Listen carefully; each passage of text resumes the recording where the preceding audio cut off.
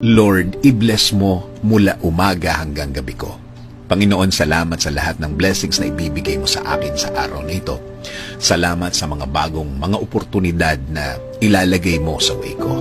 Alam kong may magandang plano ka na naman sa araw kong ito, Lord.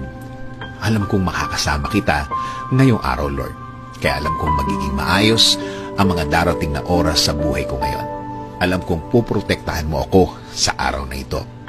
Ikaw na din, Lord, ang mahala sa mga taong may masamang balak sa akin. Mga taong walang alam gawin kundi mag-isip ng mga bagay na makakasama sa kanilang kapwa. Pero Lord, alam kong kahit anong galing nila, kapag ikaw ang kakampi ko, I will be protected by your presence, Lord. Kaya Panginoon, nakikiusap po ako na i-guide niyo po ang aking araw ngayon. Patuloy niyo pong i-lead.